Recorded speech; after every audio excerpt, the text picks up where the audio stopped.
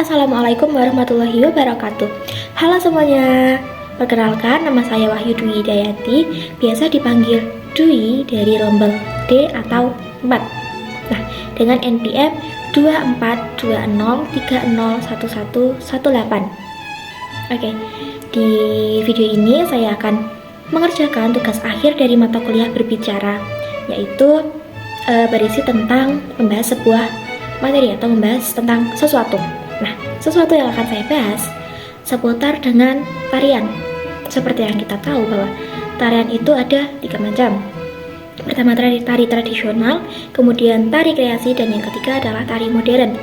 Nah, dari ketiga tarian ini, mana sih yang menurut saya lebih sulit atau mempunyai tantangan tersendiri? Itu ada di tari tradisional dan tari modern. Dua-duanya sama-sama sulit. Kenapa? Karena tari tradisional itu ibaratnya gini, kalau tari tradisional ke kanan, tari modern ke kiri. Nah, ini merupakan dua tarian yang bertolak belakang, mempunyai cara atau aturan yang berbeda seperti itu. Dalam tari tradisional tersendiri, dia mempunyai aturan baku atau aturan pakem yang harus dilakukan, teman-teman. Seperti contohnya dalam gerak kepala, ada namanya jiling, kemudian ada gibas, kemudian dalam gerakan tangan ada ngiting, ngeruci, nyempurit, kemudian ada ngepel, mangap, dan lain sebagainya. Kemudian dalam gerak kaki juga ada namanya mendak, debek, gejok, cancer, kemudian trisik. Kemudian dalam gerak badan ada namanya contoh ogek lambung, seperti itu. Nah, itu harus dilakukan. Sedangkan dalam tarian modern itu ada aturan mungkin, tapi berbeda dengan tari tradisional. Saya kalau melihat orang-orang yang ngedance itu kayak keren banget dengan tempo yang secepat itu dan gerakan yang secepat itu juga. Mereka bisa melakukannya dengan baik dan benar seperti itu. Ada kan orang yang misalkan dia pintar tari modern, nah dia akan menganggap tari tradisional itu sulit. Tapi ketika ada orang yang bisa tari tradisional, dia akan menganggap tari modern itu sulit.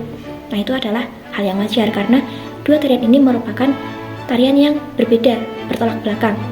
Kalau tari tradisional itu kan berasal dari Indonesia, berasal dari budaya kita. Misalkan tari Jawa ada tari gambyong, dari tari Jawa Barat ada tari jaipong, dari Bali ada tari kecak, dari Aceh ada tari saman, dan lain sebagainya. Kemudian tari kreasi sendiri merupakan tarian yang bebas. Maksudnya di sini dalam penciptaannya bisa kita mengkombinasikan gerakan dari tari tradisional dengan tari modern, atau kita bisa menciptakan gerakan sendiri agar lebih mudah dalam mengaplikasikannya atau mempraktikannya.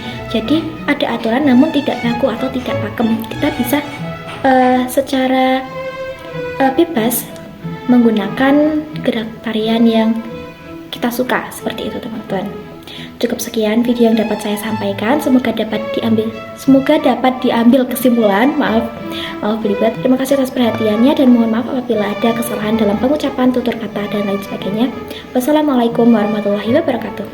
Dadah.